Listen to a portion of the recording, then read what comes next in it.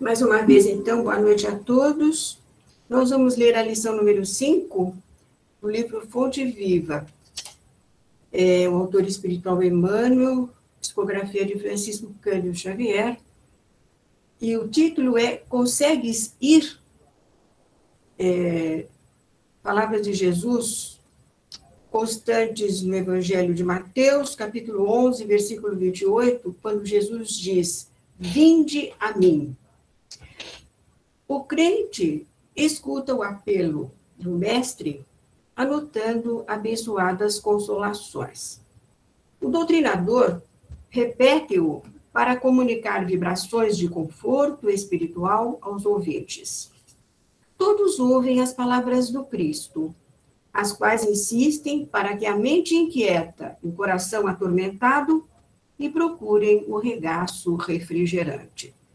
Contudo, se é fácil ouvir e repetir o vinde a mim do Senhor, quão difícil é ir para ele.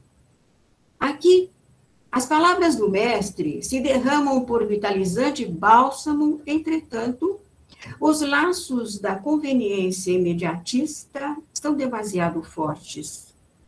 Além, assinala-se o convite divino entre promessas de renovação para a jornada redentora.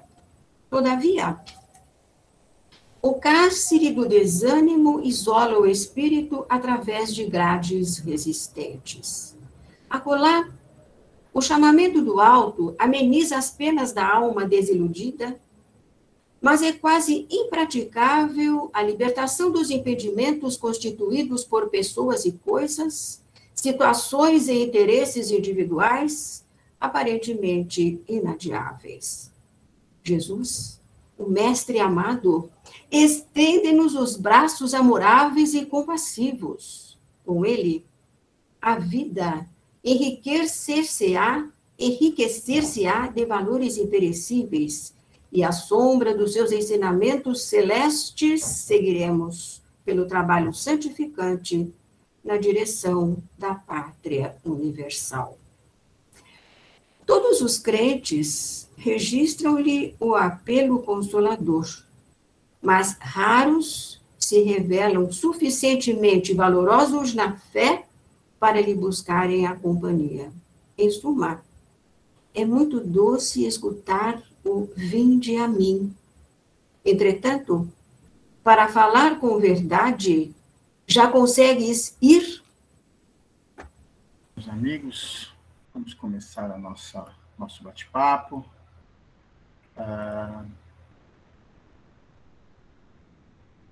Hoje a gente vai abordar a questão do desenvolvimento do materialismo do século XIX. Então, a gente vai trabalhar um pouquinho com alguns autores, com algumas personalidades que já são conhecidas aí no nosso meio. A gente fez uma escolha, tá? Não vai dar para falar de todo mundo, da linha de pensamento de todo mundo. A gente pegou ali aqueles que consideramos os mais influentes, tá? No nosso projeto planetário, acho que uma das matérias mais interessantes que se desenvolveu na área do conhecimento humano é a filosofia, né? Particularmente, eu acho que a pessoa que está em busca da verdade, a pessoa que está em busca do conhecimento sólido, ela vai encontrar na filosofia um material muito importante para as reflexões existenciais, né? Também creio que, não só em relação a essa questão de você refletir sobre a sua existência, mas a própria busca pela verdade, né, encontra na filosofia um aliado muito forte aí, né? Obviamente que a filosofia ocidental, ela carrega até uma certa facilidade de aprendizado em relação a alguns conhecimentos, até em relação à filosofia oriental, né?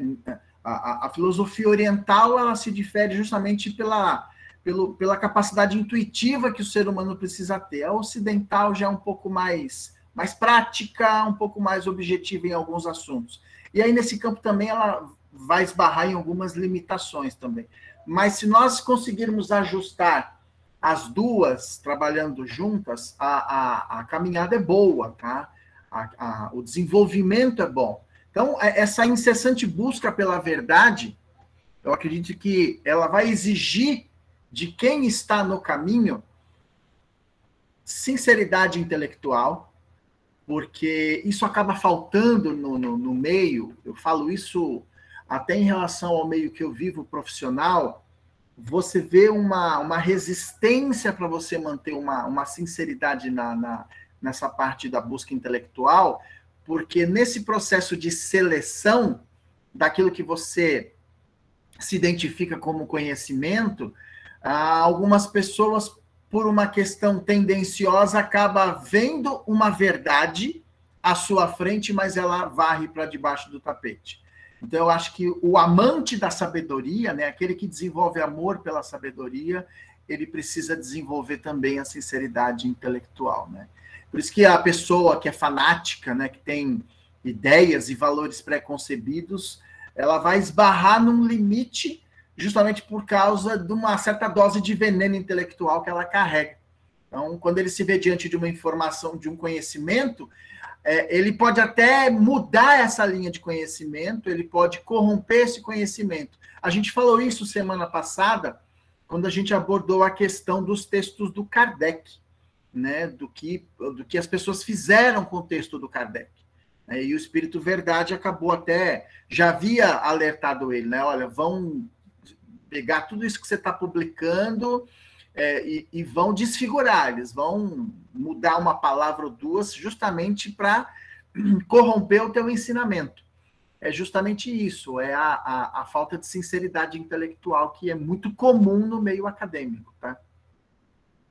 Então, se você vai, se nós formos analisar pela designação natural do termo, você não pode corromper por uma crença ou por um comportamento cultural aquilo que é a verdade, porque a verdade é verdade, só isso, né? Diante de todos, ela está ali nua e crua e você não tem o que fazer com ela, né? Você não tem o que fazer, você só ou admira, tem que colocar em prática, ou você ignora, né? Ou você corrompe, né? Então, a dificuldade ela está no filtro que a gente acaba colocando quando a gente vai usar as informações que a gente acaba absorvendo aí desses grandes pensadores que passaram pela humanidade, tá?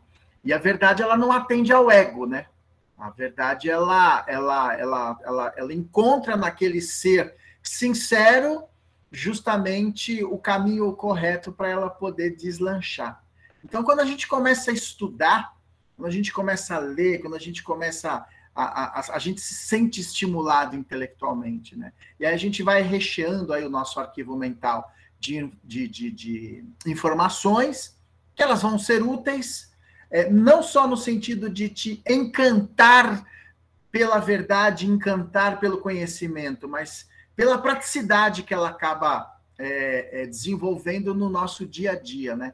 Então, o estudo de algumas obras que são ricas em conhecimento vai nos permitir aguçar a percepção interna, né? E aí a gente vai enriquecendo, não só intelectualmente, mas a gente enriquece espiritualmente. Esse é o diferencial do trabalho do Kardec, né? Que ele pega toda a estrutura da filosofia, toda a estrutura da ciência positivista, e ele traz isso como uma ferramenta para ele poder compreender o mundo espiritual. A questão é, dependendo de quem lê, de quem estuda, as informações elas podem apenas aguçar o intelecto, e se ela só aguça o intelecto, ela desperta a vaidade do saber, sabe? Aquela empáfia que muitas vezes as pessoas carregam, porque elas têm um cabedal de conhecimento, carregam dentro de si uma biblioteca muito grande de conhecimentos, de informações, então aquilo para ela alimenta só, é o que a gente chama de espiritualidade de superfície, né?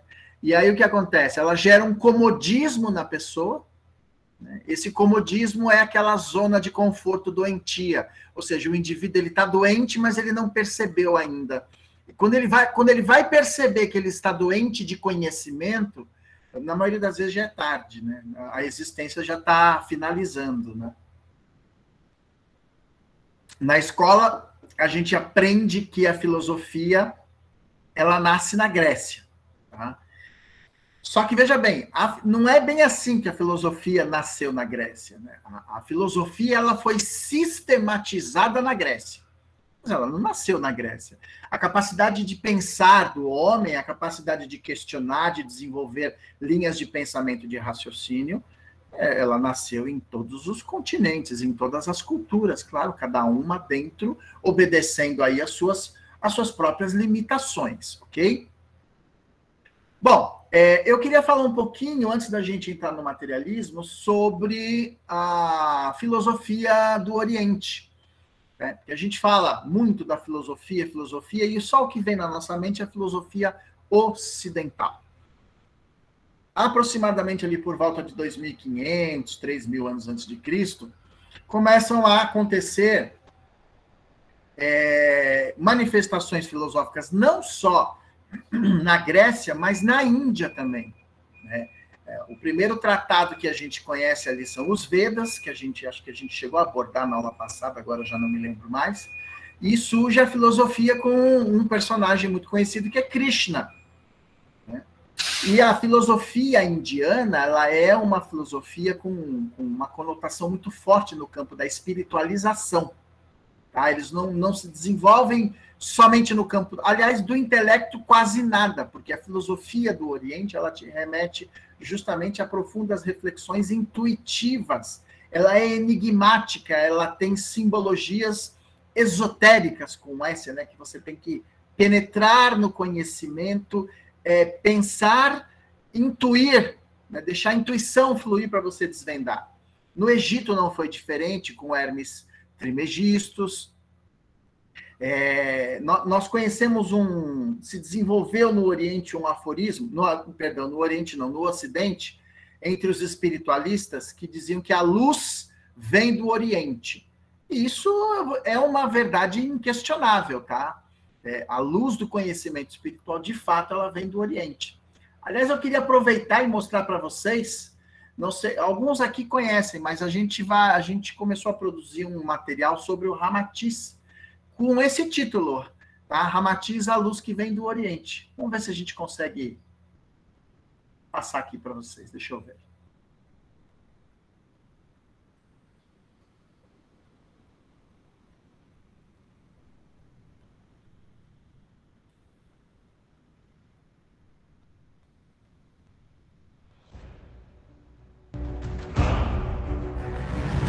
O áudio está saindo aí?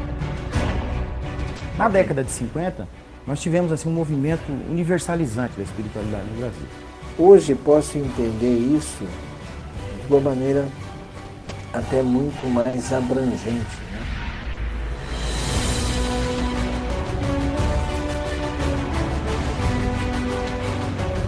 Tudo caminhava para isso, um convívio da diversidade de pensamento, de culturas espiritualistas, né?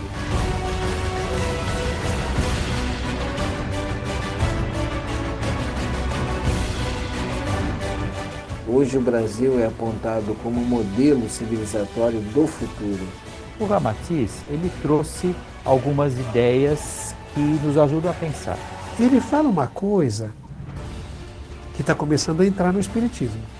Isso força a gente a aprofundar um pouco mais no significado dessas ideias. E Cristo é um e Jesus é outro.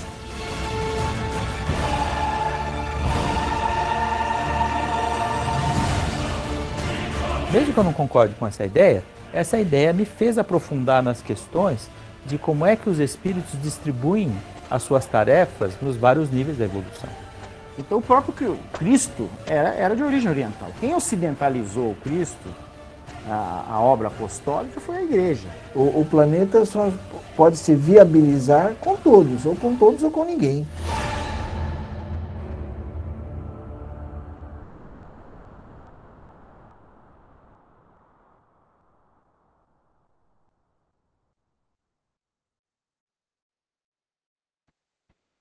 é isso. Esse material, a gente já vem pesquisando ele já há bastante tempo. Nós tivemos aí o acesso à família do Hercílio Mais, né, os seus filhos, e principalmente o seu filho, o Mauro, que tem trabalhado intensamente na divulgação da obra do pai dele, por meio do Espírito Ramatiz, e logo em breve aí esse material, esse documentário vai estar disponível, além do Exilados da Capela. Então, tem bastante coisa aí para fazer. E esse material, ele justamente ele aborda essa questão que a gente falou, né? Que o conhecimento espiritual, a luz do conhecimento espiritual, ela tem um endereço, e esse endereço é o Oriente, né? Especificamente a Índia, tá? Bom, vamos lá. Quando a gente fala de filosofia, vamos conceituar o termo. Algumas pessoas aqui, logicamente, isso não é novidade para ninguém. O termo filosofia, ele é de origem grega, philos, amor, amizade, e sofia, sabedoria. Portanto, é o amor à sabedoria, é aquele que ama, aquele que desenvolve o gosto pela sabedoria. Só que tem um detalhe, tá, gente? Ser sábio e amante da sabedoria são duas coisas diferentes, tá? Os grandes sábios, na verdade, não aceitam que são sábios. Estudar filosofia requer paciência, porque em alguns dos seus compartimentos ela se apresenta um tanto quanto complexa, ela vai exigir muito mais tempo de raciocínio, de pensamento. Então, a gente tem a filosofia sob o olhar daquele que busca o saber, daquele que quer ter uma visão, né, uma cosmovisão, daquele que estuda a ciência, daquele que busca as causas primeiras, né, e os princípios, ou o princípio da existência. Platão, um dos filósofos mais importantes da história, ali por volta do século IV, afirmava que somente o homem enfrenta problemas. E eu acredito que todo mundo vai concordar. Por que só o homem enfrenta problemas? Segundo os conceitos espiritualistas, os animais e Deus não têm problemas. Não do ponto de vista do ser humano, porque o animal ele não sabe e não sabe que não sabe. Então, ou seja, ele não sente necessidade de saber, ele não tem a autoconsciência, né? E Deus, como causa primeira de tudo e todas as coisas, o Armand dizia que todos os problemas em Deus, eles estão resolvidos, eles só não estão resolvidos no homem, né? O homem sabe que não sabe, ele sabe que precisa saber justamente aquilo que ele desconhece. Por isso que nós temos problemas, né? Nós somos, na criação, o único ser que apresenta a consciência da sua ignorância. Quando falamos do saber, quando falamos do conhecimento, a gente vai entender que esse saber e esse conhecimento, ele tem uma dinâmica dentro da sociedade, tá? Porque o saber, o conhecimento, ele vai se apresentando em camadas, tá? São camadas que a gente vai, igual uma cebola, né? Você vai descascando essas camadas. Então, eu queria chamar a atenção aqui para alguns tipos de saberes, tá? Segundo alguns conceitos filosóficos, você tem o saber vulgar, o conhecimento científico e o filosófico. Quando a gente aborda essas três linhas dentro da área do conhecimento, nós podemos destrinchar aí uma série de coisas. A gente vai segurar um pouco, porque não dá tempo de falar muito sobre essas três linhas. Então, vamos lá. Quando a gente fala do saber vulgar, o saber vulgar é o que erroneamente as pessoas chamam de empírico, né? Aquele que você sabe pelo aprendizado, fazendo. Na verdade, ele é movido por uma simplicidade, por uma certa ingenuidade, tá? E ele acaba ficando nas camadas superficiais da inteligência. Quando a gente vai desenvolvendo os saberes, nós vamos registrando aquilo que a gente vê, as informações que vão sendo passadas, nós vamos registrando pelos sentidos, interpretamos pela inteligência. Tá? Esse tipo de saber é o que envolve a maioria das pessoas. No jargão popular, a gente ouve muito aquela coisa de que a voz do povo é a voz de Deus, né? Isso é muito repetido aí na televisão por alguns comunicadores e tal. A voz do povo é a voz de Deus. Isso parece um chamamento aí para reforçar determinados conceitos do saber vulgar, para ratificar determinados pontos de vista do saber vulgar, que eu particularmente acho comprometedor, tá? Eu discordo disso, de que a voz do povo é a voz de Deus. Eu acho que isso é uma estupidez, desculpa a expressão, mas eu acho que é isso mesmo. Acho que isso é uma estupidez muito grande, tá? Porque se você for levar em consideração o saber de todo mundo, a opinião de uma forma geral, a gente entra numa série de conflitos muito, muito difíceis de serem resolvidos, porque a população não, de uma forma geral, ela não é preparada para pensar livremente, tá? Ela não é municiada, vamos dizer assim, de bases de conhecimento para ela poder desenvolver. Geralmente a coisa ela vai mastigada de uma forma, às vezes até emburrecedora, mas é proposital isso. Isso é proposital. Eu encontrei essa obra aqui e gostei muito de uma... Ela é da década de... Se não me engano, da década de 60. E ali tem uma frase que eu achei ela fantástica, sabe, do René Coste. A massa é uma interconexão de robôs, de autômatos teleguiados em direção a algum objetivo do interesse de quem comanda. Alguns autores na área da sociologia, isso, a Ana falou uma coisa agora, a Ana Ribeiro colocou, o filme é horroroso, viu, Ana? Eu particularmente achei a produção, ela pecou assim, o tema foi muito bem escolhido, o Não Olhe Para Cima, o tema foi muito bem escolhido, mas, olha, a forma como eles apresentaram os atores consagrados ali, sabe? Eu particularmente não gostei. Mas o filme ele é uma reflexão extraordinária, é justamente isso que a gente está falando. Os professores, né, os especialistas na área da sociologia, eles dizem o seguinte, que as grandes massas só podem ser movidas e dirigidas por ideias simples, pois o que é comum a muitos há de ser acessível aos espíritos mais primitivos. Gente, a massa, ela é conduzida para pensar de uma forma sistemática e hipnótica. Tá? As pessoas não são conduzidas de uma outra forma. Me choca muito. Essa semana eu estava conversando com os meus alunos e eu percebi que nas rodinhas ainda estão rolando alguns debates vinculados aos programas desse programa famoso de reality show que tem na televisão, que todo ano tem, sabe? E aquilo me incomodou um pouco, porque eu falei, poxa, já passou por tanto tempo esses programas, e ele continua fazendo um certo sucesso, e aí eu chamei os alunos para um debate, eu falei, olha, tentando, né, fazer com que eles entendessem, pelo menos refletissem, que esse tipo de programa, ele é emburrecedor. A intenção é essa mesmo, é tirar o foco do que é mais importante. Né? Tira o foco do que é mais importante. A Roma antiga, ela foi expert, foi ela que inaugurou isso no Ocidente, na chamada política do pão e circo. Dá diversão pro pessoal e deixa eles de barriga cheia, que todo mundo é controlável. Todo mundo é controlável. E assim, entra ano e sai ano, e é a mesma história. É a mesma história.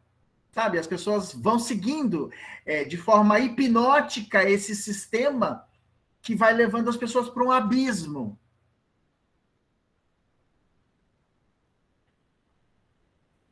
Bom, vamos lá. Um dos maiores problemas desse sistema hoje é justamente aquilo que os orientais, como o islamismo esotérico, que nós conhecemos como sufismo, e o quarto caminho, que é a escola do Gurdjieff, né? Do ucraniano Gurdjieff. A frase estar presente nunca foi tão verdadeira. Por quê? Porque essas escolas, elas ensinam a gente a procurar o autoconhecimento. Tá? Eles também já desenvolviam essa questão da robotização, da alienação de você não estar presente naquilo que você está fazendo. Você está sendo teleguiado, você está sendo forçado a desenvolver uma linha de pensamento que ela não é sua. Você está comprando uma ideia de tanto que aquilo fica todo dia batendo na televisão, na marca, em num determinado jingle, numa música, e aquilo vai entrando, e ele vai te levando para um caminho específico. Isso é proposital. Isso já foi desvendado pelos sábios do passado, pelos sábios da Grécia, pelos sábios do Oriente. E eu acho que essas duas escolas, com esses dois pensadores, tanto o sufismo quanto o quarto caminho, o sufismo com o Rumi, com uma série de outros pensadores aí, e o Gurdjieff com o quarto caminho, eles enfatizam muito essa questão da gente começar a prestar atenção no que nós estamos fazendo. E não continuar sendo massa de manobra para quem está sempre lá em cima e fala, olha, vamos mexer as marionetes aí, conduzi-los para o lugar onde a gente quer. Maria, alguma coisa aí?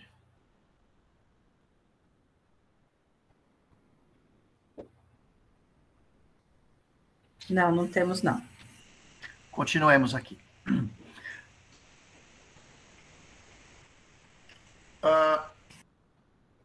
O desenvolvimento pelo conhecimento, por aquilo que nós chamamos de conhecimento científico, né? O saber científico.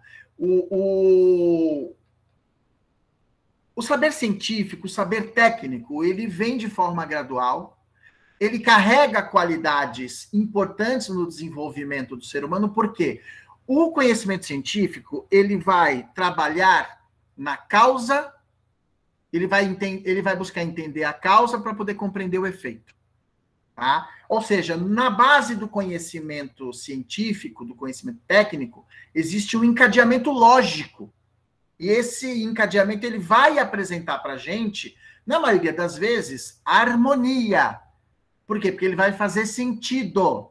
Ainda que a gente possa discordar do resultado, mas pelo fato dele ser um conhecimento técnico, um conhecimento científico, ele nos remete ao quê?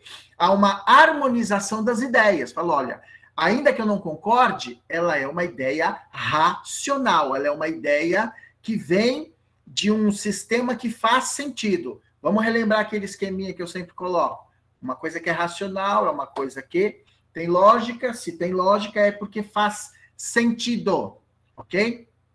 Então você vê aí que o conhecimento científico ele vai exigir mais das pessoas.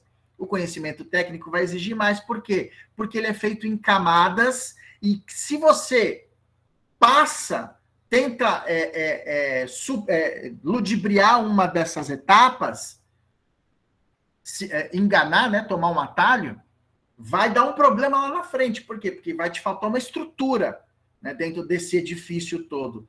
E se falta alguma estrutura, é muito possível que isso possa ruir em algum momento. Tá?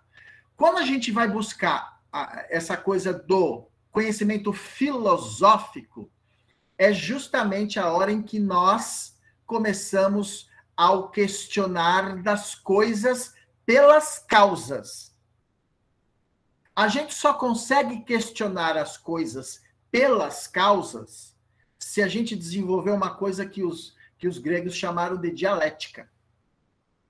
Ou seja, ele é um questionamento saudável para que as pessoas possam entender. É a busca do conhecimento superior por amor à sabedoria, ou seja, é a pura filosofia. Sabe aquela coisa do prazer de você aprender, do prazer que você sente em saber que você não sabe nada. Quanto mais você sabe, mais você chega à conclusão de que você tem uma caminhada longa pela frente.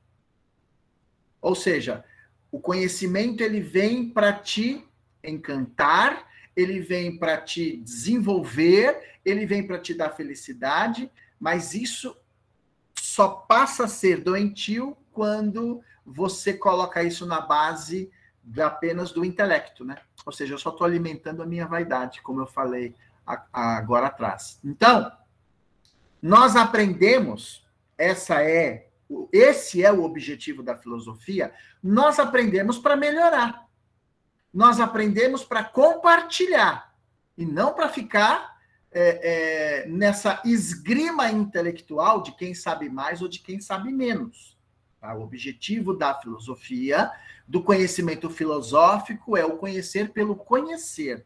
É o amor ao conhecimento, e não acumular cada vez mais conhecimento para ser uma pessoa que se destaca na sociedade. Ou seja, eu quero conhecer mais porque eu quero me destacar mais. Aí você está atendendo apenas a um conhecimento de superfície. Né? Ou seja, por isso que, essa semana eu estava conversando com os meus alunos, porque nem sempre aquilo que é uma decisão inteligente, ela é racional. Tá? Ela atende à razão. Nem sempre as coisas funcionam dessa forma. Tá? Nós vamos ver aí grandes inventos, tecnologias que você fala, isso aqui é feito por uma pessoa inteligente, mas, por exemplo, que degrada o meio ambiente, que é utilizado para aquilo que não é muito legal. Ou seja, é um desenvolvimento inteligente, mas não é racional. Tá? Ele não faz muito sentido. Por quê? Porque ele está sendo utilizado justamente para destruição. Bom, nesse contexto, o que a gente está buscando saber aqui é o seguinte: todo conhecimento que se desenvolve na sociedade, conhecimento racional, a gente vai ver também que esse que a gente chama de conhecimento de superfície, ele é mais comum. Ele acaba sendo o mais absorvido, aquilo que as pessoas mais alimentam. Então, a filosofia materialista, ela começa a dar os seus passos justamente no período em que o homem se emancipa da religião na Europa, tá? Nós estamos falando ali do renascimento cultural, abordado anteriormente em outras aulas nossas.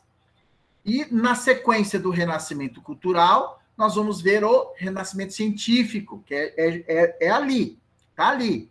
E nesse bojo começam a surgir algumas pessoas começam a dar os primeiros passos para libertar o homem de um fanatismo religioso que era muito forte, né? Que era muito normal, vamos dizer assim, na Europa. Mas o que acontece é o seguinte: você sai de um período de muita religião e passa a um período de muito conhecimento racional, ou seja, muito ciência. Esse meio termo, a gente escorregou bastante, sabe? De você buscar... Não, peraí, eu não posso... Se eu estou saindo de uma ponta, agora eu vou para outra, eu tenho que buscar o caminho do meio, né? Como diz o budismo. Mas não é isso que o homem faz no desenvolvimento humano, no desenvolvimento das sociedades. É por isso que é constante nós vermos pessoas fazendo muitas coisas inteligentes, mas cada vez mais irracionais. Tá? Então, a indústria traz uma série de exemplos do que a gente está falando, com resultados catastróficos no meio ambiente. Né? Energia nuclear, o avião, né? Que nasceu para ser um sistema de transporte e é uma máquina de guerra. Então, ou seja, é o exemplo de um conhecimento inteligente, mas que não é que demonstra uma irracionalidade em muita coisa. Então, essa inteligência científica, ela não pode ficar sem crítica. Ela não pode ficar sem um controle, sem avaliação da ética, por exemplo. Tá? Porque em primeiro lugar, a gente não pode esquecer que cientistas, antes de serem cientistas, são homens, como qualquer outro. Homens precisam de freio. A ciência, em momento algum, ela está acima da ética. O conhecimento científico, seja ele de qual ciência for, em momento algum ele está acima da ética. Então, a universalidade do pensamento, da ética, dos valores saudáveis ao progresso, ela não pode sucumbir a particularidades de alguns grupos, de minorias que desejam a destruição da sociedade, isso sem falar nos milênios de conquistas culturais. Então, a gente precisa ver que, ainda que algo seja inteligente, pode ser irracional. Tá? Bom, vamos entender também que nesse processo, nesse desenvolvimento do conhecimento, quase sempre o homem desenvolve uma confiança excessiva, criminosa. Isso a gente vê claramente em pessoas que querem saber quase tudo a respeito de quase nada. Em contrapartida, você vê pessoas de bom senso que muitas vezes não têm tanto acesso assim a conhecimento, afirmando que sabem quase nada a respeito de quase tudo. Quase tudo o quê? Que elas têm acesso. Então, essa é a diferença do materialista para o espiritualista. Essa é a diferença quando você não desce, quando você não se aprofunda no conhecimento, quando você fica na superfície. Aí fica achando que sabe quase tudo a respeito de quase nada. Enquanto, muitas vezes, você vai ver, nós vamos ver pessoas humildes dizendo que não sabe absolutamente nada. Fala, cara, não sei nada. Eu leio, quanto mais eu leio, mais eu chego à conclusão de que eu estou cada vez mais longe daquilo que eu gostaria de saber. E assim que se constrói um sábio, né? O homem sábio é aquele que se acerca dos bons. Quem me conhece particularmente sabe que eu uso muito essa frase. Eu uso muito essa metodologia, essa ideia. A pessoa que é inteligente, ela procura coisas inteligentes. A pessoa que tem um mínimo de humildade, ela vai se acercar dos bons, dos valorosos. Ela entende que a contribuição de todos ela é importante. Cada um na sua respectiva área. Né? E as pessoas não desenvolvem as coisas por achismo. As pessoas desenvolvem porque elas precisam desenvolver.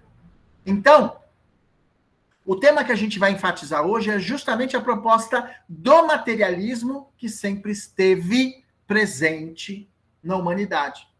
O materialismo é uma proposta filosófica, tá? Ela vai afirmar a existência humana lastreada somente na condição material, ok? Então, todos os desenvolvimentos humanos que a gente conhece, que nós temos aí conhecimento, na verdade, para o materialista, ele é resultado das experiências concretas da vida. Ele não enxerga outra coisa. Porque a base do conhecimento dele é a razão, nada além da razão. Então, esse indivíduo, ele é o contraponto da vida espiritual. Ele é o contraponto da existência da alma, da criação divina. Então, esses conceitos, eles começaram com os chamados filósofos atomistas pré-socráticos de 2.400, 2.600 anos atrás. Dois nomes se destacam, Demócrito e Epicuro, ou Epicuro, como gostam de falar. Então, esse materialismo que nós conhecemos hoje, que não vê nada além da matéria, ele é fruto do renascimento cultural. Ele começa ali, no século XIV, mas ele se consolida no século XVII. Então, para os materialistas, os filósofos materialistas, o sobrenatural, o espiritual, não existe. Por que não existe? Porque, segundo eles, nada confirma isso. Sabe aquela expressão? Eu não acredito nos espíritos porque ninguém que morreu voltou para contar. Você fala, cara, sinto lhe dizer que já faz tempo que esses caras estão voltando para contar um monte de coisa e tu tá parado no tempo, né? Mas, o que acaba acontecendo, né? Prova a gente já tem muita, né? Só que as provas todas são ridicularizadas. As provas, elas sempre foram, como diz o pessoal hoje, canceladas pelos oportunistas. Olha, gente, William Crookes e Ernesto Bozano, eles trabalharam com materialização de espírito, contemporâneos do Kardec. O que o William Crookes fez com materialização? Numa das nossas aulas passadas, eu falei daquele experimento inglês, o experimento Scully na Inglaterra, que é recente. É recente, é coisa da década de 80, 90.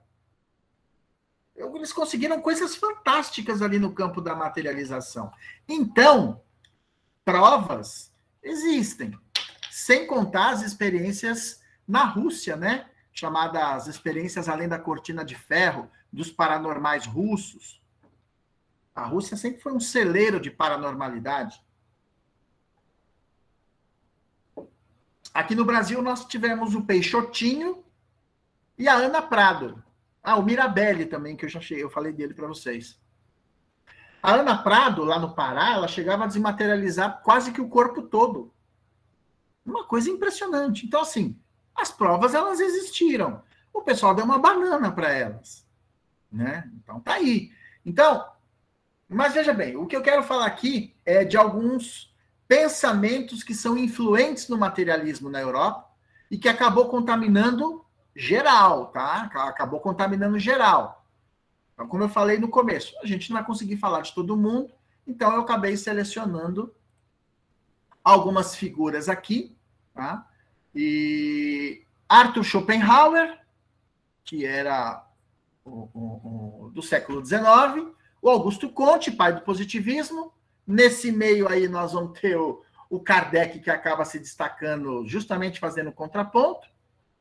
Charles Darwin, o naturalista, o Karl Marx, o Nietzsche e o Freud, ok? Então vamos falar um pouquinho desse ciclo filosófico materialista que é endêmico o processo, tá?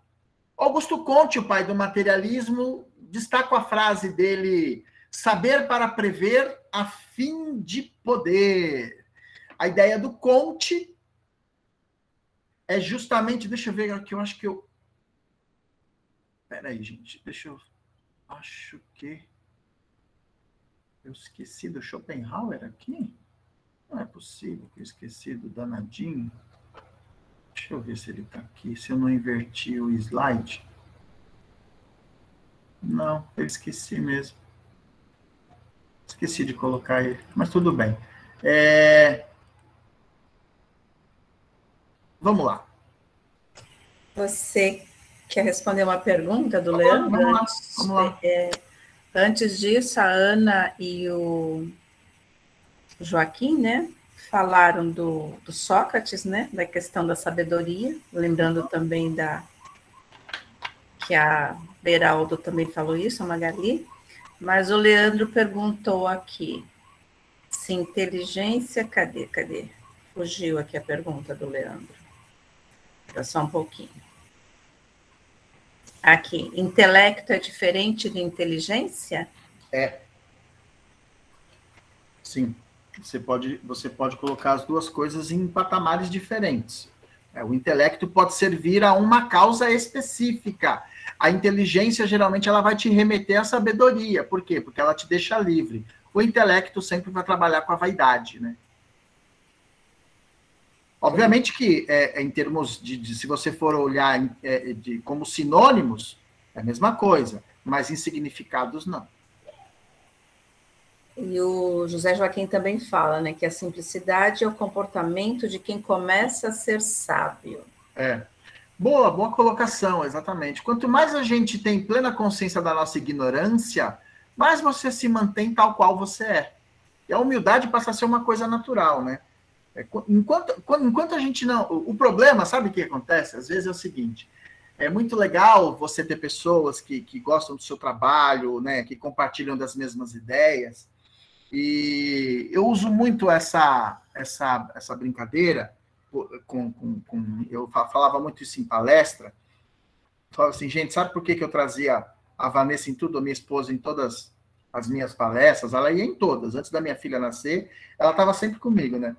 E achava engraçado, né? Porque o pessoal fala, ai, por que isso, por que aquilo? Ai, que bom, você... E o pessoal vinha, abraçava, ai, muito obrigado, você é isso, você é aquilo. E eu olhava para ela, ela baixava a cabeça, dava risada, ela falava, não, você não é nada disso, você não é nada disso.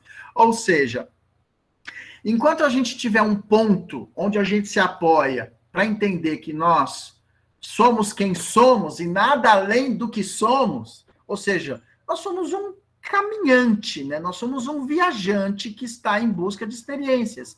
E essas experiências não acabam, né? Agora, quando você se acha grande demais, ou quando você acredita nos elogios que as pessoas fazem para você, que você é aquilo, é a hora que você começa a descer, né? É a hora que você começa a descer a ladeira, como o pessoal brinca, né? Bom, deixa eu falar do Schopenhauer, Arthur Schopenhauer. Eu acabei apagando sem querer aqui o slide dele, mas o Schopenhauer, ele nasceu na Alemanha, no que seria hoje a Alemanha, e ele exerce, juntamente com o Nietzsche, na Alemanha, o rol ali, ele está no rol daqueles filósofos mais estudados e mais lidos. E, particularmente, acho que é justo essa questão, porque é muito bom ler os dois, embora a gente vá discordar de um monte de coisa deles, tá? Se você olhar tanto o Schopenhauer quanto o Nietzsche, eles são muito badalados pela filosofia ocidental, principalmente hoje. Você olha na internet, tem muita coisa sobre o Nietzsche e sobre o Schopenhauer. Só que, veja bem, é curioso você analisar por que ele é muito badalado, e você vai ver pelo posicionamento extremista. Porque o Schopenhauer, ele tinha posicionamentos extremistas. E olha, gente, é só a gente olhar na internet, a gente vê que o povo adora um extremismo, né? O povo adora aquilo que a gente chama de polarização, né? Radicalizar para um assunto, e o povo pega pau e pedra na mão e vai para cima. Então, por isso que o povo se identifica muito com Schopenhauer. Mas uma das coisas interessantes do Schopenhauer, e o que fez com que ele conquistasse a academia, é porque ele escrevia, né? Ele tinha uma forma de escrever que é encantadora. Ele é conhecido como um artista das palavras. Porém, ele é um pessimista, né? Aliás, muitas pessoas acreditam que a leitura do Schopenhauer é como se fosse um veneno, né? Só que é um veneno que você vai bebendo lentamente e com prazer. É como Coca-Cola, tá? É um veneno, mas as pessoas vão tomando lentamente e vão morrendo aos poucos, tá? Ou lanche do McDonald's, né? Ai, que gostoso. Pois é, que gostoso, mas é um veneno. E assim vai-se sucessivamente. Então, quando um especialista, por exemplo, em nutrição diz assim, mas se você ficar comendo isso, você vai morrer aos poucos. Aí o engraçadinho fala assim, mas eu não tenho pressa de morrer, eu morro pouco, mas eu morro comendo e bebendo o que eu gosto, né? É mais ou menos isso que as pessoas falam. Elas só não falam isso quando estão no leito de morte, aí elas esquecem tudo isso. Então, para o Schopenhauer, a natureza do homem, ao contrário de outros filósofos afirmarem que era a razão, o Schopenhauer dizia que a natureza do homem não é a razão, é o querer, é a vontade. Tá? Então, para isso, ele dizia que não é o pensar que vai determinar o nosso querer, mas e sim o nosso querer que vai determinar o nosso pensar. Então, o pensamento do homem, segundo o Schopenhauer, é o resultado da sua vontade. Tá? Então, assim, os desejos é que vão determinando aquilo que você vai pensando. Então, o homem, ele é um emaranhado de vontades e o mundo, para ele, é o resultado dessas vontades. Essa é a linha do pensamento do Schopenhauer. Ou seja, o intelecto humano, para ele, é sofrimento. E nada além de sofrimento e egoísmo. É muito interessante que ele dizia que esse mundo é o pior de todos os mundos possíveis no universo. e ele joga para Deus, tá? Essa bola, a responsabilidade desse mundo ser cruel. Porque ele dizia o seguinte, que ele mesmo não gostaria de ser esse Deus que fez esse mundo. Ou seja, ele era de uma empáfia, de uma arrogância e de um pessimismo emblemático. Então, eu vou colocar aqui uma linha de pensamento para vocês entenderem o Schopenhauer. Ele dizia, a base de todo querer é a necessidade, a falta, a dor. A vida do corpo é uma morte retardada. A atividade do espírito é um tédio permanentemente adiado. E eu destaco, a vida humana é um pêndulo que oscila entre a miséria e o tédio. A vida não vale a dor de ser vivida, pois o homem, olha só isso, o homem nasce chorando, vive lamuriando e morre gemendo. Então, o cara é um pessimismo em pessoa, né? O sofrimento para ele terminava na morte. Então ele pregava, olha só, o contrassenso dele. Ele pregava a negação dos prazeres humanos, só que veja bem, ele era um hipócrita, tá? Porque ele não era fiel a esse tipo de pensamento. Ele era meio misógino, sabe? Ele não gostava das mulheres, mas não é porque ele não se relacionava com mulheres, porque ele sempre estava com uma. Tá? É que para ele a mulher, olha só, as mulheres vão adorar isso. Para ele a mulher era a fonte da desgraça humana, do pecado, e por meio dela haviam os nascimentos. Né? Então a gente vai percebendo que as mulheres acho que são as que mais odiavam o Schopenhauer. Então, ele tinha toda essa linha e isso ele ia passando para as pessoas e para muitos estudantes, para muitos pesquisadores do Schopenhauer, ele incentivou o suicídio em muitas pessoas na Europa. Ele era protestante, mas não gostava do protestantismo, tá? Ele era alemão, mas não gostava dos alemães. Né? Ele vivia a vida dele para combater o egoísmo dos outros, tá? Ele era meio paranoico, tá? Ele tinha mania de perseguição. É paranoia mesmo, sabe? Coisa de gente que fica criando coisa. É lógico, com essa linha de pensamento, pra você ter uma ideia, ele jamais ia ao barbeiro. Ele tinha medo que no barbeiro o cara podia cortar a garganta dele. Dormia com 2 armas debaixo do travesseiro. Ele era tão vaidoso, que ele se achava o único filósofo autêntico da sua época. E ele invejava a fama dos outros. Olha só que interessante. Ele, embora estivesse sempre... Ele dava aulas, convivia com pessoas, mas ele viveu sozinho, sem ninguém, tá? Ele tinha apenas a companhia de um cachorro que ele gostava muito. E as más línguas da época apelidaram o cachorro de Schopenhauer Jr., tá?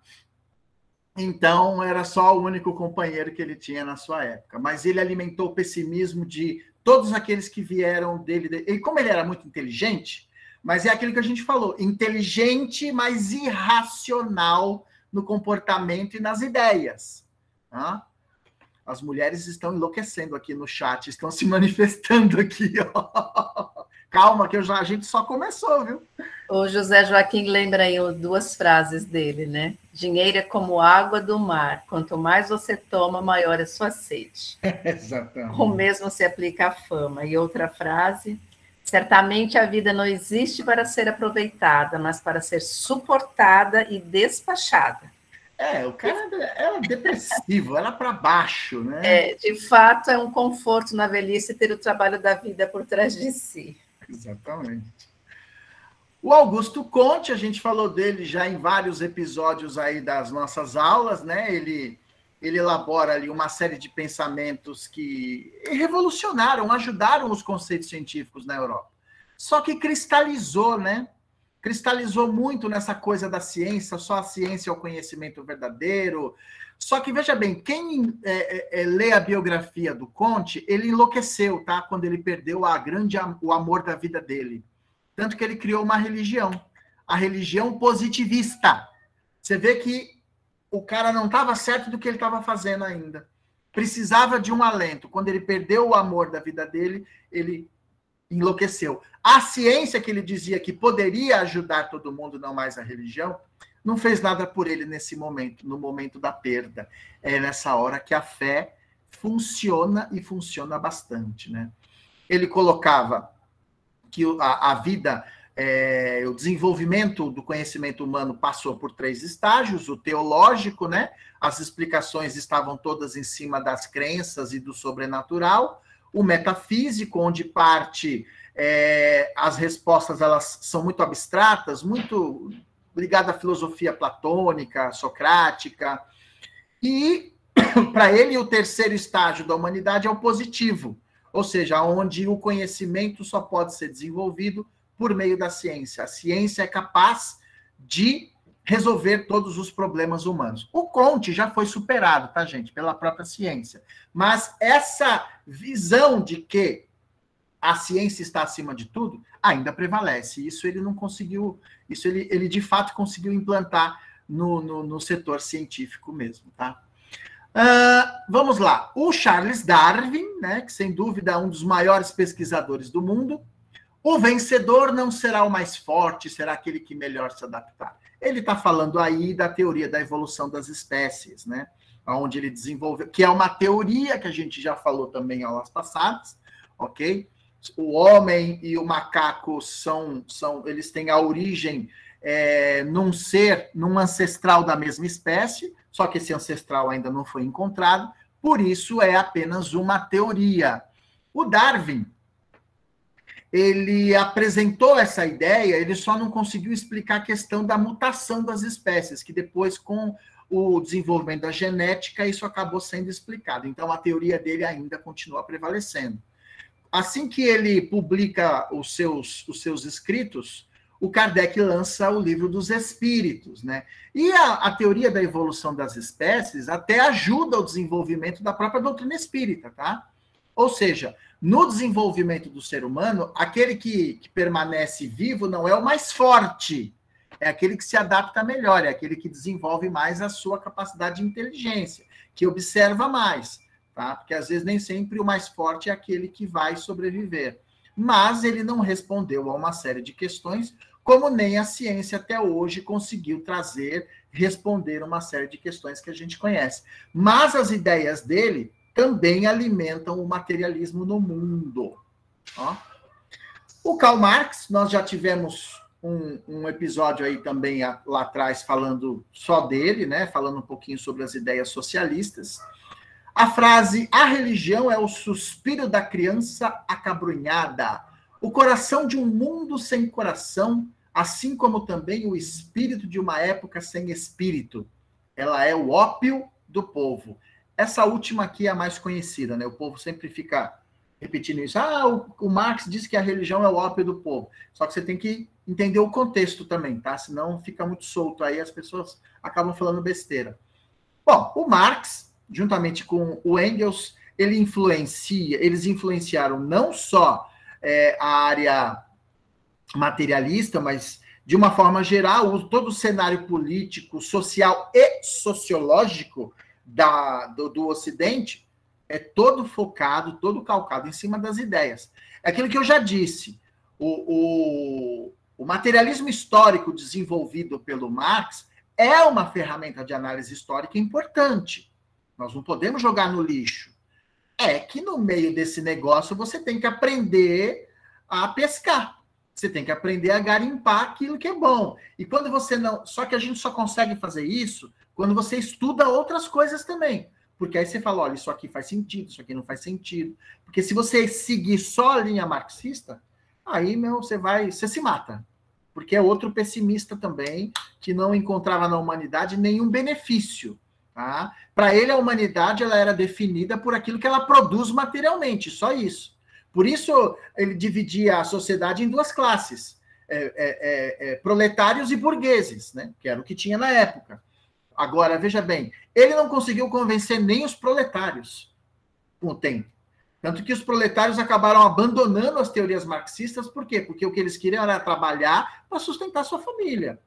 Então, o homem, segundo a filosofia, era produto daquilo que era produzido, daquilo que ele produzia. Então, gente, veja bem, para o Marx, o homem não era movido por ideais ou por ideias. O homem é movido por dinheiro. Então, segundo a visão dele, o proletariado deveria se organizar, se rebelar e destruir a sociedade capitalista. Aí a gente volta tudo à época das cavernas, todo mundo vivendo no paraíso. Né? Vocês já viram aquela, com todo respeito, aqueles livretinhos que a gente recebe de domingo de manhã, dos Testemunhas de Jeová? Vocês já receberam na sua casa? Eles acordam a gente domingo, 7 horas da manhã, né? Aí eu entendi por que o livrinho deles chama Despertar, né? É para todo mundo despertar da cama às 7 horas da manhã no domingo. Eles estão fazendo aquilo que eles acreditam, estão fazendo bem, mas eu acho muito engraçado, muitas vezes a imagem que eles usam naqueles folders que eles distribuem, que é a ideia do paraíso. Então, você vai ver lá uma família fazendo um piquenique num jardim, e tá lá o leão, o tigre e o cabritinho. Aí você olha e fala assim, cara, essa imagem não faz sentido. Né? Quando é que o leão e o tigre e o cabritinho vão ficar no mesmo ambiente? Nunca! Né? Então você fala, é um contrassenso tudo isso. Né? Então não tem como você ir contra a natureza humana. Veja bem, gente, eu não estou dizendo aqui que a gente não tem que conversar com o pessoal que bate na nossa porta, mas pelo contrário. Clariana colocou aqui, eu adoro conversar com eles. Tem pessoas que são muito simpáticas, são boas para diálogo. Tem gente que é muito chata, tá? Como tem espírita também que é muito chato mesmo. Bom, vamos lá. Então, para o Marx, ele faz essa análise da sociedade, colocando a vida numa condição apenas baseada naquilo que é produzido, ou seja, no trabalho, um trabalho braçal. Não existe outra forma do ser humano se desenvolver a não ser pelo trabalho. E isso é uma falácia, isso é um contraponto. Na cabeça dele, não deveria existir propriedade privada, não deveria existir herança, os bancos não poderiam, por exemplo, crédito, as pessoas só poderiam tomar crédito por meio de banco estatal, serviço de transporte e comunicação deveria ser tudo propriedade do Estado, a ideia da abolição da família, que na cabeça dele é uma instituição burguesa, a abolição da individualidade, ou seja, o que vale é aquilo que o partido determina e não que as pessoas pensam. Então, para ele, só existe uma verdade: a luta de classes, proletários contra burgueses. E ponto final. Tá? Mas, enfim, a gente não pode tirar essa ferramenta de análise histórica, porque ele levantou questões que são muito importantes para a sua época, ok? Vamos falar um pouquinho do Nietzsche. O Nietzsche era fã do Schopenhauer. Tá? O Nietzsche gostava do Schopenhauer, ele tinha uma admiração pelo Schopenhauer. E segundo o que a gente sabe, ele até chegou a superar um pouco ali das teorias do Schopenhauer. O Nietzsche também era alemão, ele tinha uma birra do cristianismo terrível, tá? A gente vê pela frase aqui, o cristianismo foi, até o momento, a maior desgraça da humanidade por ter desprezado o corpo. O Nietzsche fazia uma crítica ao sistema que existia na época, ao cristianismo da Igreja Católica e protestante, porque ele era filho de protestante. Tá? Já falei para vocês, é o filósofo da modernidade, aí, da contemporaneidade que eu mais gosto de trabalhar, eu gosto de ler, porque ele te traz algumas reflexões que são interessantes e te ensina também o que você não, como que te leva, como que uma pessoa pode ir para o buraco em termos filosóficos. É só absorver essas ideias absurdas que essas pessoas têm da vida, nessa visão material da vida, né? Então, ele foi influenciado pelo Schopenhauer. Ele se achava o top, tá? O top do momento. Ele achava que o seu estilo literário era o maior de todos, era o melhor de todos. Inclusive, ele afirma em uma das suas obras que a história da Alemanha é dividida em 2 períodos, antes e depois de Nietzsche. Olha só como ele era humildezinho, né? Então, e nessa obra que eu falo, que é a Ecce Homo, ele diz o seguinte, tem capítulos que começam assim: por que sou tão sábio? Por que sou tão sagaz? Por que eu escrevo bons livros? Então, assim, ele tinha uma necessidade de ser reconhecido, e ele foi reconhecido como um grande filósofo, ele escrevia muito bem, mas ele era, se ele não era tão pessimista como Schopenhauer, eu acho que ele era mais, tá? Porque tanto que ele enlouqueceu, né? Ele ficou doente e acabou enlouquecendo. Mas ele faz análises interessantes sobre a psicologia humana. Ele acerta algumas coisas, até em função de seguir o Schopenhauer também, mas o que acontece? Ele erra um pouquinho na mão quando ele começa a propor uma solução para os problemas humanos. Ou seja, embora ele chegou a acertar no diagnóstico, mas ele erra na hora de dar a receita do remédio. É como o médico. Vou contar rapidinho para vocês, vou te dar um exemplo. Uma sobrinha minha foi para o hospital quando criança, a médica olhou, falou, encontrou o problema que ela tinha, só que deu o remédio errado. O farmacêutico é que olhou e falou, não, esse remédio para minha irmã, esse remédio você não pode dar para sua filha. Como não? Está na receita. Foi o médico, não. Se eu der essa injeção na sua filha agora, eu mato ela. Volta lá no hospital, que tem alguma coisa errada aí. Aí minha irmã voltou no hospital, e o médico já tinha ido embora. Aí ela passou com outro. A hora que a médica olhou, falou, não, pelo amor de Deus, ainda bem que você não deu essa injeção na sua filha. Ou seja, é o Nietzsche aí. Acertou no diagnóstico, mas errou na medicação, errou na receita aí. Certo, Joaquim? Então, vamos lá. O Nietzsche e o Schopenhauer, eles não são filósofos que constroem um caminho para o bem-estar do ser humano. Tá? Mesmo porque eles destroem qualquer tipo de referência boa que surgiu na história. Por que eles fazem isso? Porque eles fazem aquilo que alguns historiadores chamam de problematizar a história. E aí passa a jogar qualquer tipo de comportamento humano, analisar qualquer tipo de comportamento humano como um resultado da sua vaidade, do seu egoísmo, que nada disso funciona, que não existe moral, que não existe felicidade. E ele até usa Charles Darwin no livro A Origem das Espécies. Quando ele fala que a chamada teoria de que no mundo inferior da natureza, a evolução acontece por meio da seleção natural, ou seja, sobrevive o mais apto. O Nietzsche achava que na vida tinha que ser do mesmo jeito. Para o homem, só poderia sobreviver aqueles que se tornassem mais aptos. Ou seja, o Hitler incorporou muito bem essa ideia, né? Se o indivíduo é algum deficiente físico ou mental, ele é um problema para a sociedade, tem que ser eliminado. Então, os gregos faziam isso, os espartanos faziam isso. Quando as crianças nasciam deficientes, eles jogavam as crianças do penhasco, porque ia ser um estorvo para o desenvolvimento da sociedade. Tá? Então, para o Nietzsche, a sociedade, o Estado deveria eliminar os mais fracos para que os mais fortes pudessem sobreviver e gerar filhos fortes. O Hitler fez um joinha para ele, entendeu perfeitamente como é que deveria ser feito isso. Beleza? Bom, e o Sigmund Freud, tá? Nós já estamos aí na virada do século XIX para o XX, que foi o psiquiatra criador do termo psicanálise, que é um método investigativo do inconsciente, tá? Ou seja, o inconsciente, que é o compartimento do psiquismo de difícil acesso. Então, como é que o Freud descobriu o inconsciente? Por meio da hipnose.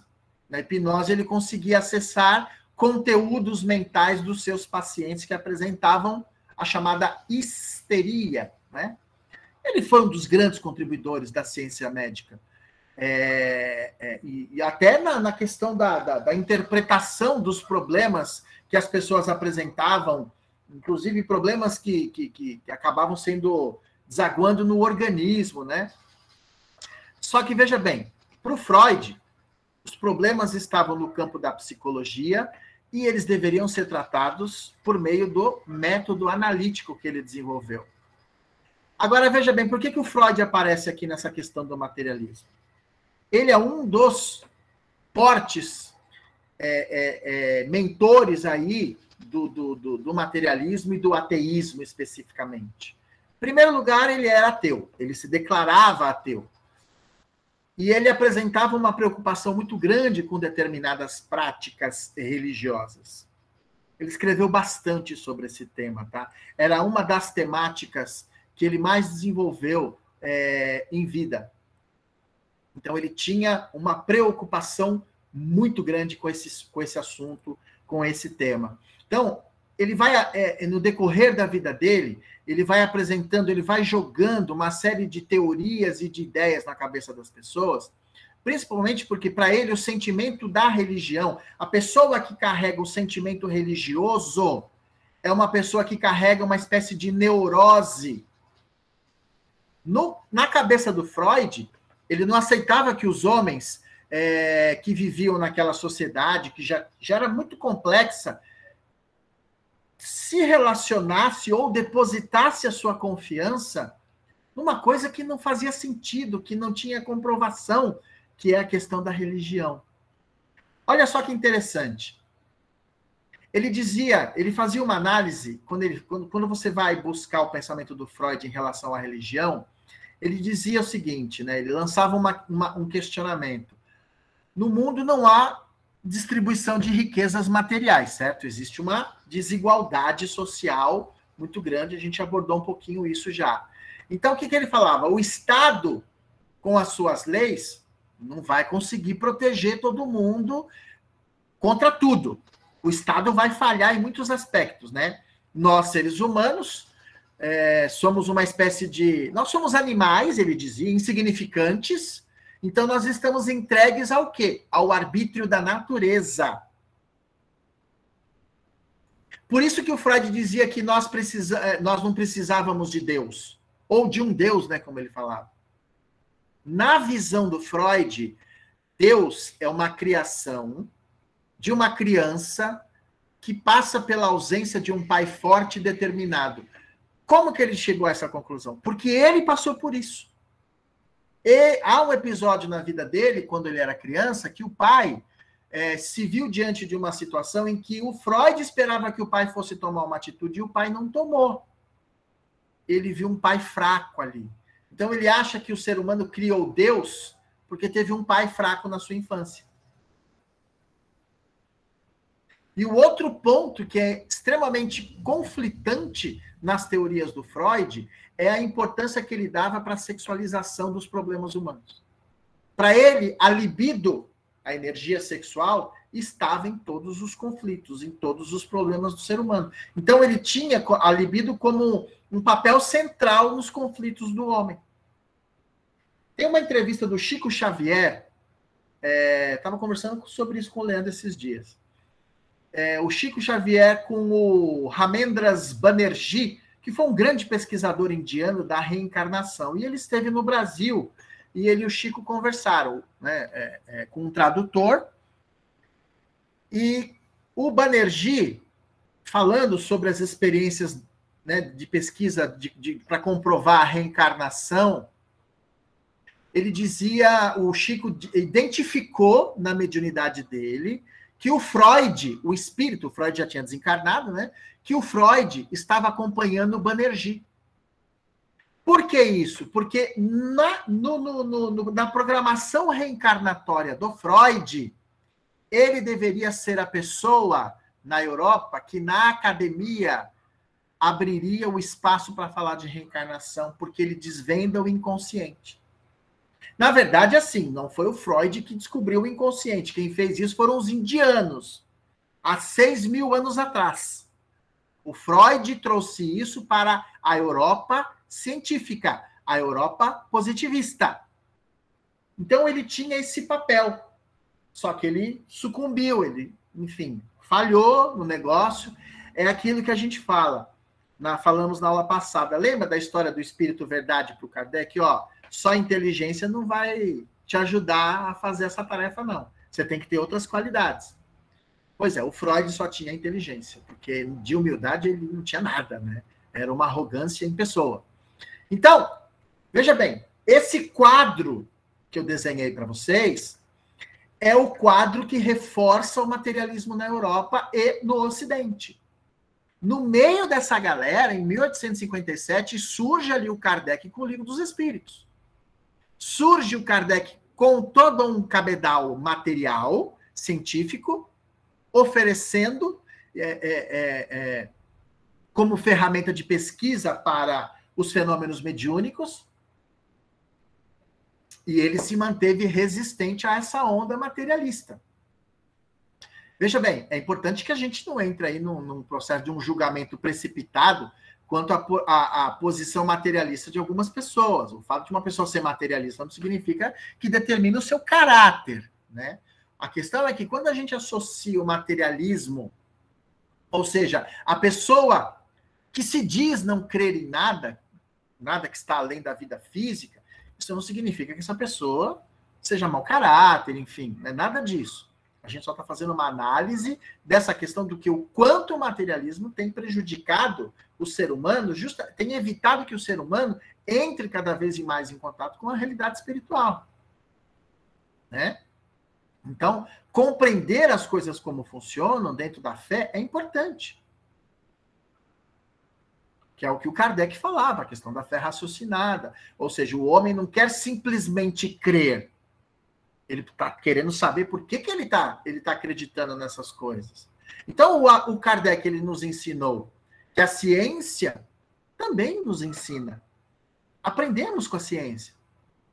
Porém, as ideias sempre estão sujeitas à revisão. A própria ciência diz isso, gente. Nós não podemos fechar os olhos para o conhecimento histórico da humanidade e entender que as religiões, eles fizeram o seu papel. Eles fizeram o seu papel. Tanto o seu papel por um lado positivo, quanto por um lado negativo. Porque o próprio comportamento na Europa do cristianismo alimentou a sociedade materialista que acabou virando o século XIX. E olha que hoje, se você olhar na Europa, nunca se viu tanto jovem sem orientação espiritual como se tem hoje. Aqui também, tá?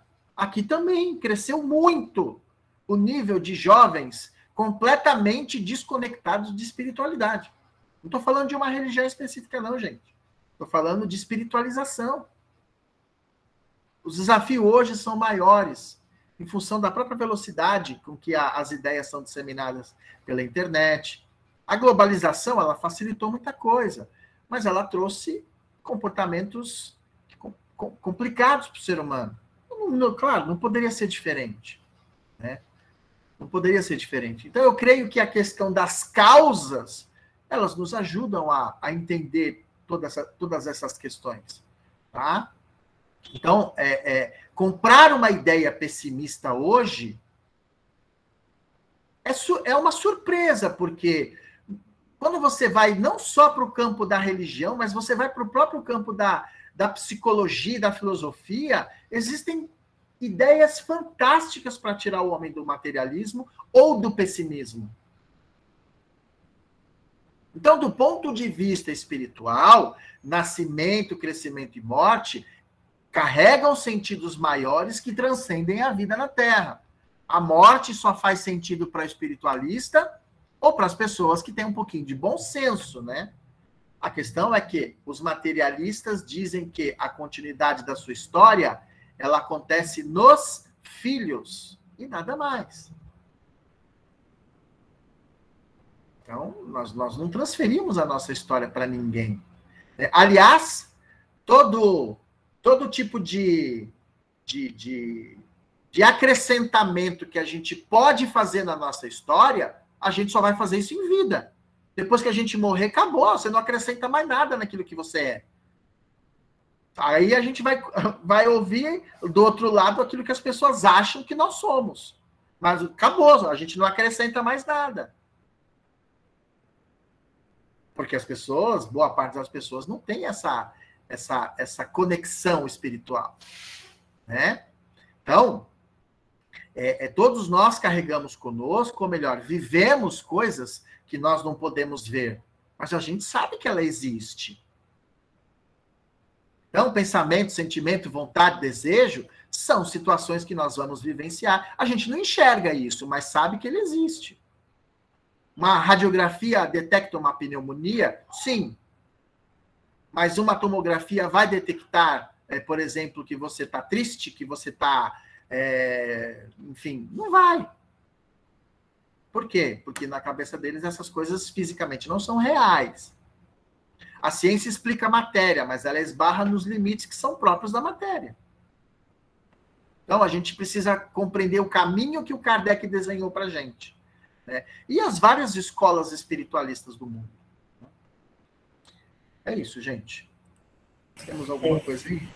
A Ana lembrou anteriormente da questão do vazio, né? Quando você fala dos jovens, ela escreveu aqui atrás: vemos jovens extremamente inteligentes, habilidosos em muitas coisas, mas vazio de sentido de vida. Sim. Olha, a gente deve isso muito à internet, infelizmente, isso é um fato, não tem jeito. Mas também a gente deve isso a pais que estão criando filhos com uma ideia muito equivocada da vida.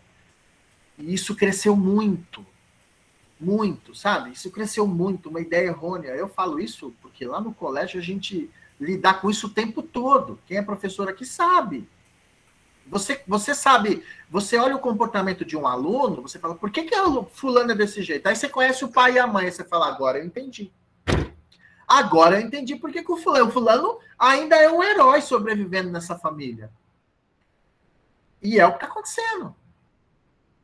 Você tem jovens muito inteligentes, com muita informação, mas irracionais no comportamento. Essa semana eu postei no meu Instagram justamente isso.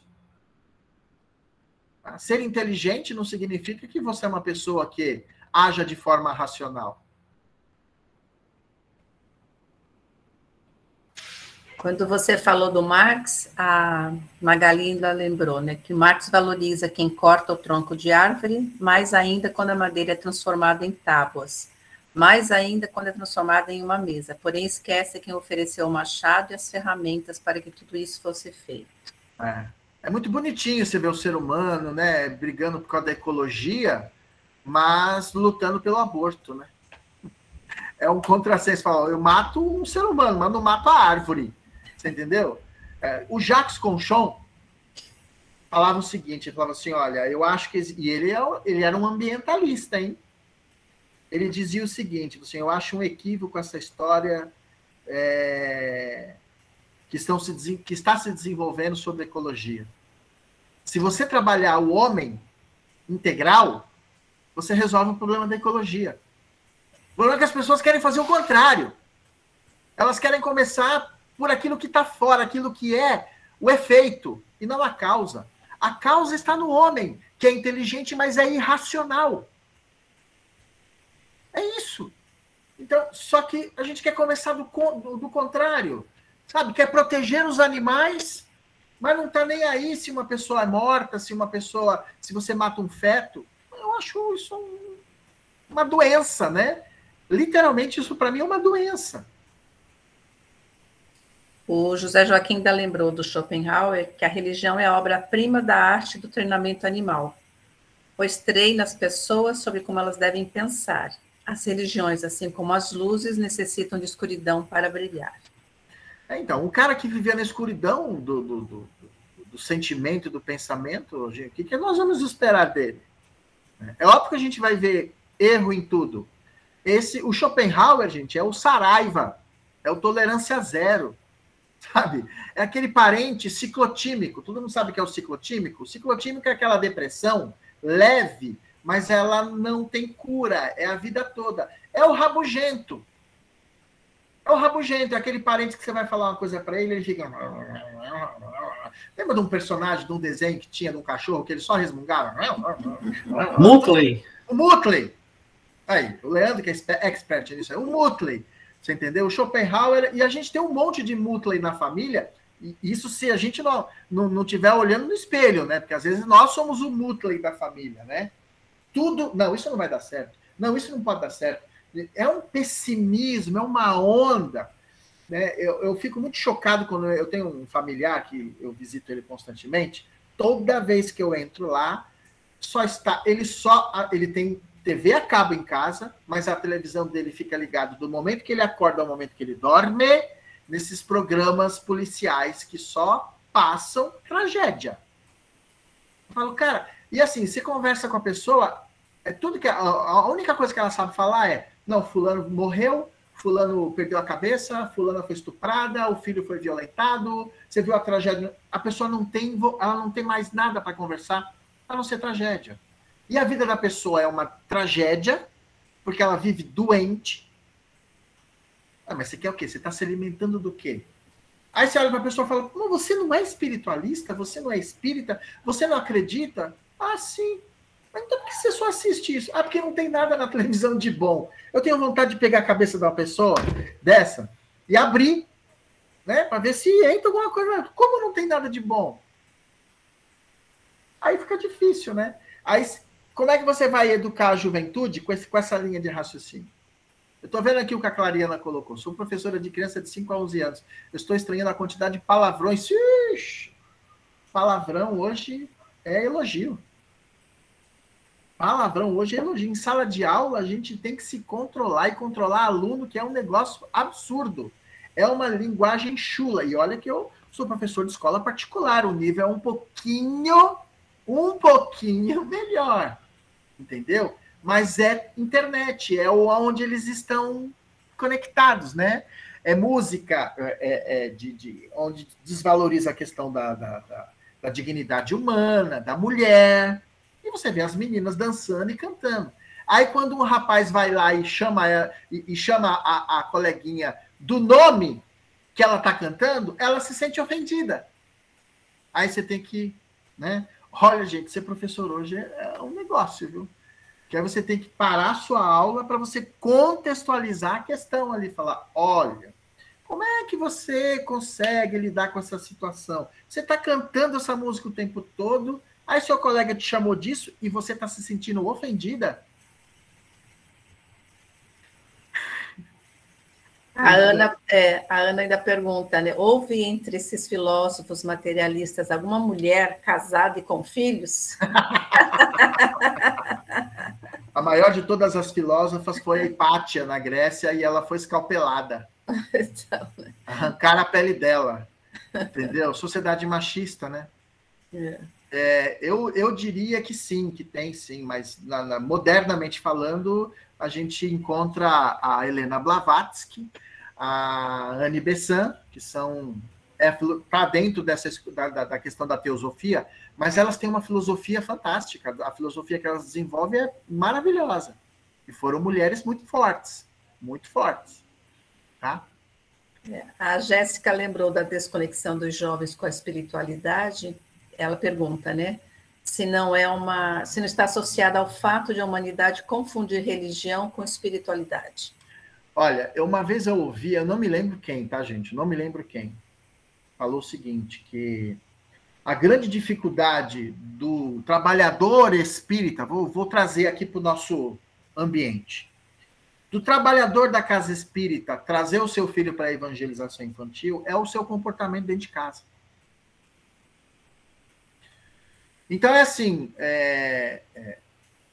se as nossas referências dentro de casa não são boas, se a referência dentro do... Se o religioso, ele só é religioso dentro do templo, e ele não é fora, não tem como você cobrar dos seus filhos um comportamento diferente.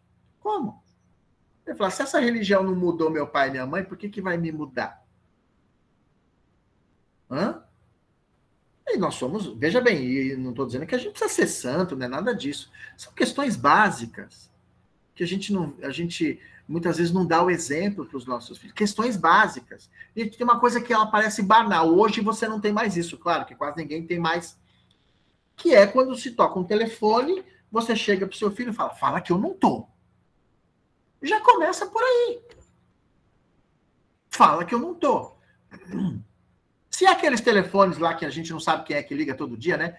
Hoje o celular toca, se atende, não é ninguém. Ou aí tem fulano? Não tem fulano. Não, mas você não conhece fulano? Não conheço. Mas se alguém que está te procurando, fala que eu não tô.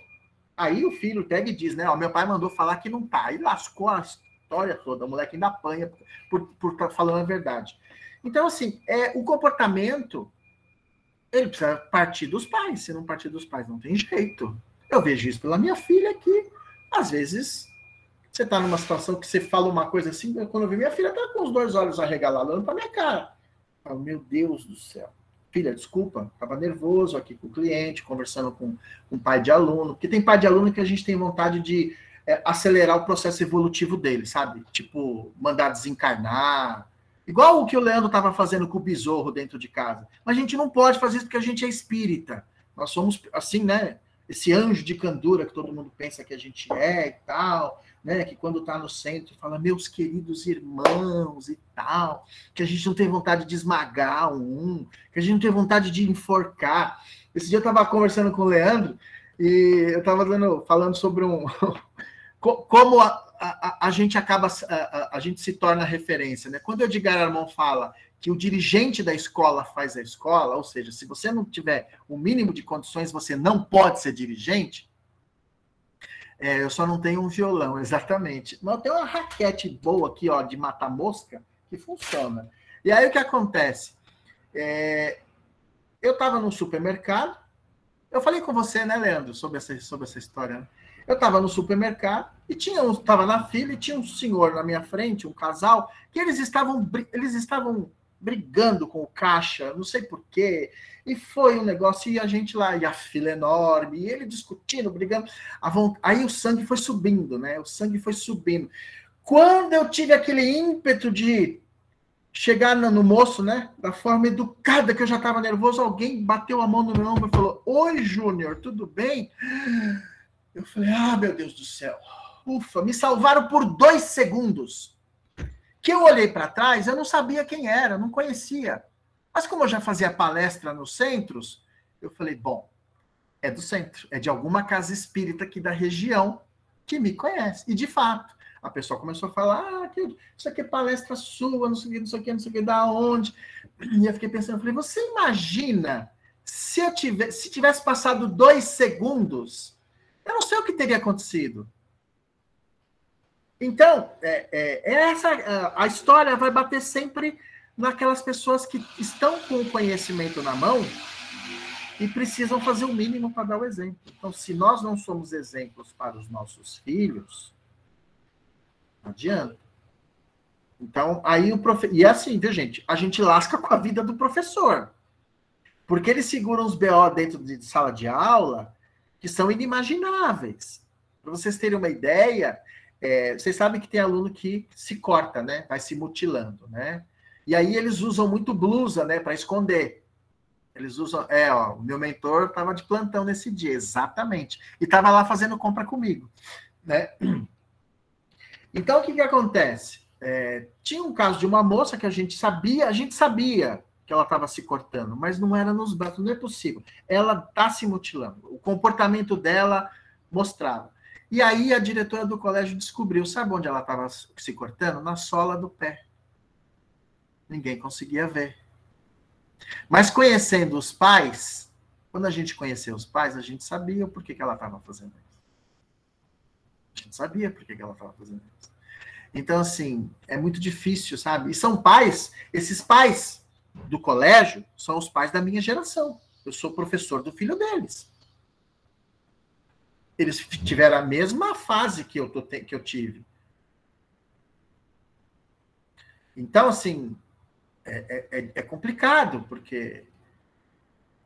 E aí, muito desse materialismo, dessa coisa do esvaziamento do espiritualismo, da crença em algo superior, é por causa de comportamentos sociais. Infelizmente, o que a gente vai fazer? Tá bom, meus queridos? É isso aí, galera. Quero agradecer a presença de todos vocês. Foi muito bom conversar com todos. O pior é que as pessoas que não enfrentam a sala de aula pensam que a escola hoje em dia é o carrossel. É o carrossel, sim. É o carrossel do inferno. Deus me livre. Olha, vou te falar, tem época, tem momentos que é triste, é muito triste a gente ver algumas situações. Mas, meus amores, até semana que vem. Tchau. Professor, o Leandro não vai tocar violão? Ele acabou de quebrar o violão na cabeça do besouro. Tá bom, boa noite. Boa noite, pessoal. Boa noite. Boa noite a todos. Boa semana.